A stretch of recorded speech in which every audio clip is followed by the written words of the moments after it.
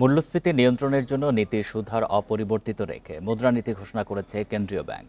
Governor জানিয়েছেন, মূল্যস্ফীতি ৫% নিচে না আসা পর্যন্ত এই সুদহার কমানো হবে না। বেসরকারি খাতে ঋণ প্রবৃদ্ধির লক্ষ্য অর্জন হয়নি জানিয়ে তিনি আরও বলেন, বিনিয়োগ বৃদ্ধি করা সরকারের দায়িত্ব।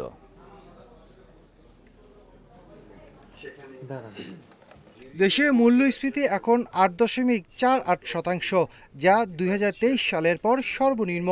এই অঙ্কে নামাতে গেল এক বছরে ৩ দফা বাড়ানো হয় নীতি সুদহার। মূল্যস্ফীতি কমানোর এই চেষ্টা ধরে রাখতে চায় কেন্দ্রীয় ব্যাংক, তাই 10% নীতি সুদহার অপরিবর্তিত রেখে চলতি অর্থ বছরের প্রথম 6 মাসের মুদ্রানীতি ঘোষণা করেছে তারা। গভর্নর বলেন, মূল্যস্ফীতি 5 ভাগের নিচে নামলেই সুদহার কমানো হবে। আমাদের ইনফ্লেশনটা যদি 3 থেকে 5-এ আনতে পারি, আমাদের পুরো ইন্টারেস্ট রেট স্ট্রাকচারটা সিঙ্গেল ডিজিটে চলে আসবে।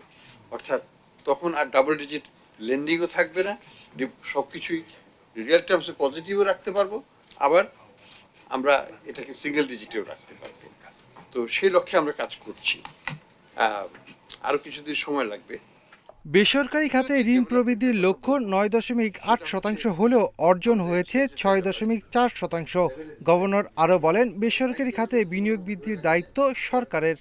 বিনিয়োগ বৃদ্ধি করা আমাদের বাংলাদেশ ব্যাংকের দায়িত্ব না, বিনিয়োগ করবেন বিনিয়োগকারীরা, বিনিয়োগের পরিবেশ সৃষ্টি করবে সরকার। আমরা এটাকে ফ্যাসিলিটেট করব কিভাবে? আমরা মূল্যস্ফীতি কমিয়ে ডলারের সরবরাহটাকে বাড়িয়ে চাহিদা মোতাবেক ডলার দেওয়ার মাধ্যমে এক্সচেঞ্জ রেটকে স্টেবল করার মাধ্যমে।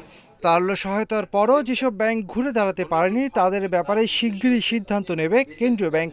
এছাড়া ব্যাংকিং কোম্পানি আইন পরিবর্তনে আগামী মাসেই দেওয়া হবে প্রস্তাবনা। Shafil Alam Sujan, Independent News, Dhaka.